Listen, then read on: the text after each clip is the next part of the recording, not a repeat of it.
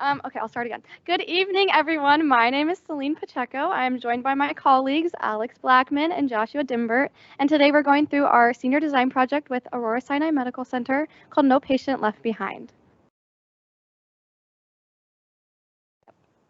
Um, so Aurora Healthcare, now formally known as Advocate Health after a recent merge, is the nation's third largest nonprofit healthcare provider across the Midwest and East Coast. The location that we got to work with is in downtown Milwaukee, just across the street from the police department. Before we get into the meat and potatoes of our project, I would like to just describe the emergency department process. This is a hypothetical scenario, so none of this happened.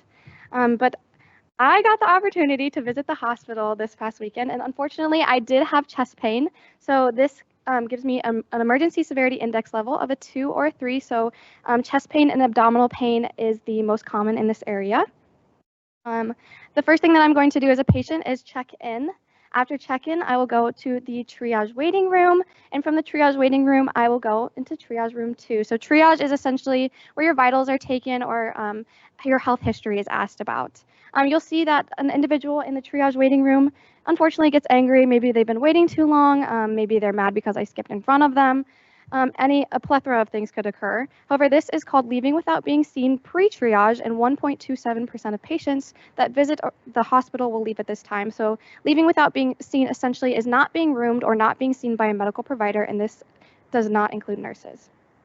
So he will leave, or she will leave, and I will go into the after triage waiting room. Here, again, you will see another person get upset, and they will leave without being seen post-triage, so after triage. And 8.41% of patients will leave at this time. I get called back, and the total leaving without being seen percentage is 9.69%. So this is the process in the back of the emergency department. I will go to the main emergency department rooms on the right-hand side of your screen. And then you'll see Alex pop up. Alex has a fever. He is considered an ESI level of a 4 or 5, so cold symptoms and STDs are your most common. He will go to the fast check rooms, which are dedicated to the higher severity index levels. And then a patient in a room at the top of the screen, he will get upset or she will get upset and they will leave, and this is called eloping. So eloping is essentially leaving after being roomed but not being seen by a medical provider.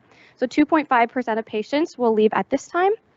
And then you'll see this ambulance come across the bottom of the screen, and this ambulance has Joshua. Unfortunately, he has been shot and he needs immediate medical attention. So doctors will rush to his aid. He is considered an ESI level of 1, where head trauma and gunshot wounds are among the most common. A doctor has left the individual at the top's room, so they get mad, they leave. This is leaving against medical advice, where they have been roomed, they have been seen by a medical provider, but they have not been discharged properly. So 1.34% of people will leave at this time. So total leaving without treatment consists of the leaving without being seen before triage, after triage, eloping, and against medical advice, and the total percentage is 13.53%. Getting into our problem statement, that 13.5% represents a significant portion or a significant difference from the other area Aurora hospitals, which have an average of about 2.69%. And this presents a significant risk to patients in the area as well as revenue loss for the hospital. So our primary objective for this project was to provide an implementation plan for the hospital to reduce the leaving without being seen percentage, which is a large portion of what makes up leaving without treatment, from 9.69% to 7.69% over the course of the next 12 months. When we started doing our investigation, we found that there was a correlation between how long patients were waiting and them leaving. And so we found that this graph is very useful. This graph shows at a given time over 2023, what percentage of cases of leaving without being seen had happened by that point. The current average wait time for the process is 234 minutes. About 65% of cases had happened at this time. Our goal of 2%, which is about 1,100 patients, needed to get the average time down to 175 minutes. In order to do this, we focused on the process, And so we were looking at fast track and the waiting room and the different staff assignments.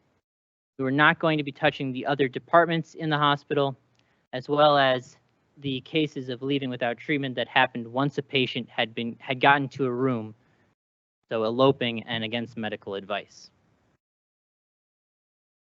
In order to identify why patients are leaving without being seen, our group created an Ishikawa diagram, also known as a fishbone diagram, and we identified 5 different areas that this was created through various interviews that we conducted with staff members at Aurora and then professionals within the field.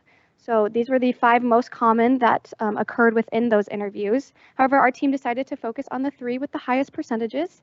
And then from this, we conducted a root cause analysis through 5Y and found areas of improvement. So this includes the patient population knowledge, so patients getting confused on what the difference between an urgent care is, as well as like the use of an emergency department. And then it also identifies variability in staffing levels, which leads us into our fast track experiment.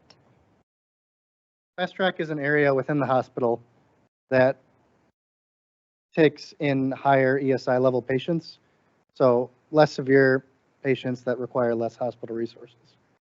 Typically, it is staffed by 1 nurse that manages 6 rooms, so 6 patients at per nurse. And what they do is they set up the patients to be seen by medical provider. We wanted to run an experiment with this fast track area to try to get patients through quicker and into the back area quicker. So we looked at staffing a technician in the back to help the nurse in the fast track area. And we saw some results of 40% or 39% reduction in wait time from when they are in the waiting room to when they get in there. And then, but we did see a 20% increase in service time. So it's not something that needs to be done all the time, just when they are really backed up in the waiting room. Moving on to the next phase of our project, we built a Simio simulation for looking at the hospital as well as the different staff assignments that we wanted to get into. So the primary metrics that we looked at in the hospital were the number of nurses on each shift, as well as how many rooms each nurse had. And from those areas, we were able to look at the wait time and the throughput. And basically, we looked at the first shift being 11 p.m. to 11 a.m., which is a little backwards, but it worked with our simulation. And then our second shift was 11 a.m. to 11 p.m. Once we had our outputs from our simulation, we put those into a decision matrix, which is kind of hard to see, but we looked at the percent difference from our initial model that we had built. Zooming in a little bit, we can see that the index 1 and index 4 have the same values on the decision matrix. And after conversing with our client and seeing what they wanted to get into, we decided to go with index 4, which has a number of first shift nurses of 5 and a number of second shift nurses of 8, which is consistent with 2 through 4. The only difference being that the number of rooms per nurse decreases as it goes up. And the reason we wanted to go with that selection of staffing level is because we wanted to make sure that we had enough headroom in the future for when, if more patients do come to Aurora and down the line. So based off of our simulation as well as our decision matrix and experiment, these are just some recommendations that we have for our client. To focus on decreasing wait time, we recommend adding a tech to fast track when the waiting room is full, as well as hiring an additional nurse for that 11 a.m. to 11 p.m. shift.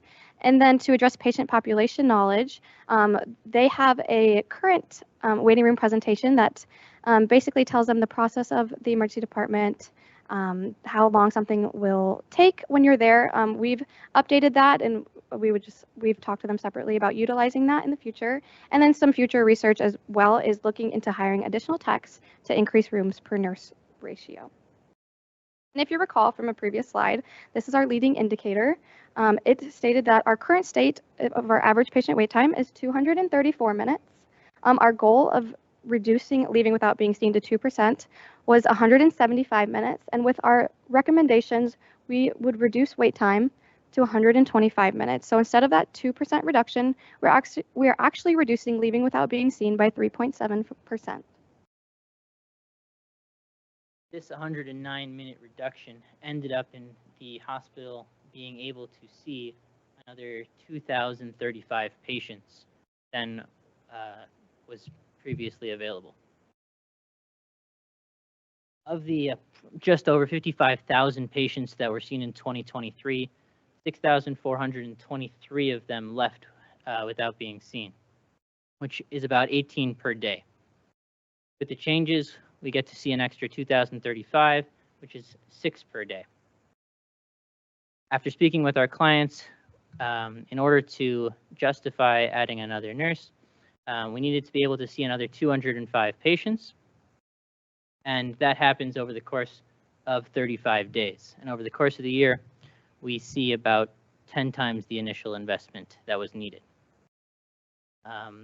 Thank you very much for letting us work with you guys over the last year, and thank you to our advisor. Does anybody have any questions?